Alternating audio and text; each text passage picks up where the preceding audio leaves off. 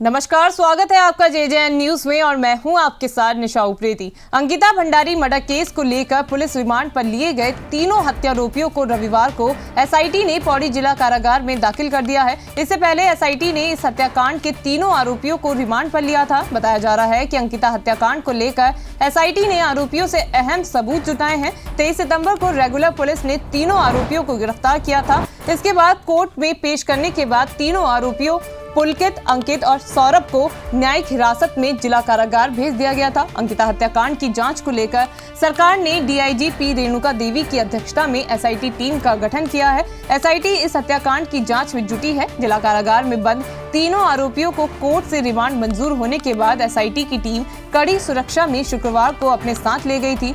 Court ने तीनों आरोपियों की 3 दिन की रिमांड मंजूर की थी, जो रविवार को पूरी हो रही थी। जानकारी के मुताबिक SIT तीनों आरोपियों को रविवार को सुबह ही वापस लाई और जिला कारागार में दाखिल कर दिया। बताया जा रहा है कि SIT टीम ने आरोपियों से कई सबूत जुटाए हैं।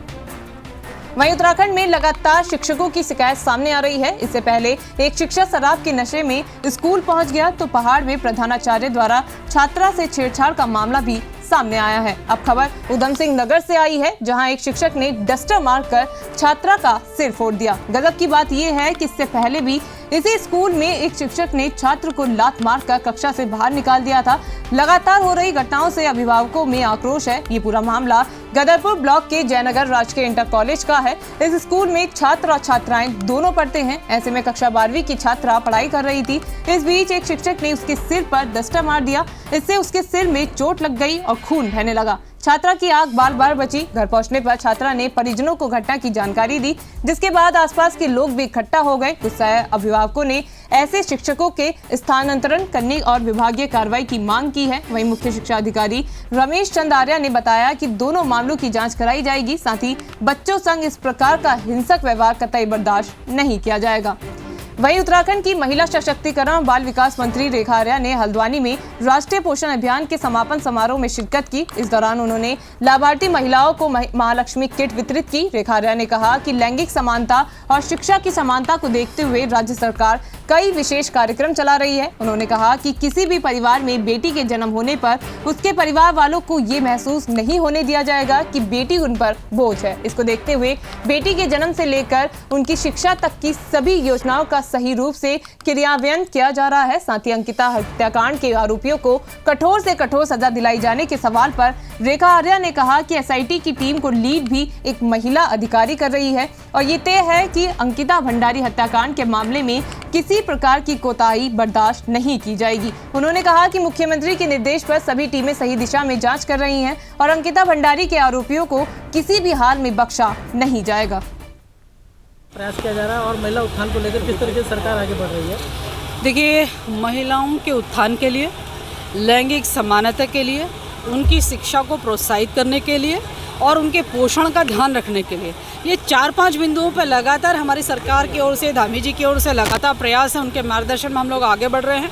वर्तमान में मैं कह सकती हूँ, चाहे वो दूध हो, केला हो, अंडा हो, विभिन्न प्रकार की योजनाओं के माध्यम से आज हमारे बच्चों को भी, गर्भवती महिलाओं को प्राप्त हो रहा है ताकि हम कुपोषण से लड़ाई लड़ सकें।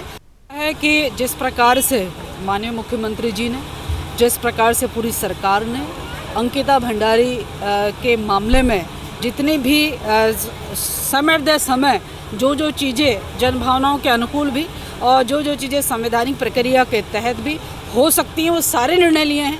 मैं मानती हूँ कि इससे पहले इतने त्वरित गति से निर्णय कभी कोई सरकारें नहीं लेती हैं, लेकिन हमारी सरकार ने, धामी जी ने लेने का काम किया है। SIT के गठन से लेकर और फास्ट ट्रैक कोर्ट के लिए आग्रह करने से लेकर और परिवार को आर्थिक मदद करने से लेकर सभी चीज़ें जो हैं वो की जा रही हैं।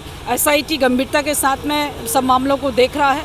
यह कोशिश है, जबकि अपराधियों को बहुत जल्दी, मैं समझती हूँ कि पुलिस प्रशासन ने जो है जेल के सलाखों के पीछे भेजने का काम किया है, लेकिन SIT इसी बात से बनाएगी कि एक भी व्यक्ति जो किसी भी प्रकार से अंकिता के मामले में उसकी लापरवाही देखी जा रही है वह बख्शा ना जाए। तो पाताल लोक में भी ढूंढने का काम जो है वह SIT को दिया गया है, जिसका नेतृत्व स्वयं में एक DIG है और एक महिला है। तो मैं मानती हूँ इसी से गंभीरता पता चलती है। तो अंकिता के मामले में अभी जितना न्याय मिला है, शेष न्याय जो हम जनभावना के अनुकूल समझते हैं, उसके लिए जो है SIT को पूरी जिम्मेदारी दी गई है। मैं मानती हूँ कि एक भी अपराधी जो है तो अभी के लिए हमारी इस खास खबर में सिर्फ इतना ही। बाकी की तमाम खबरों के लिए आप बने रहिए हमारे साथ और देखते रहिए JJN न्यूज़।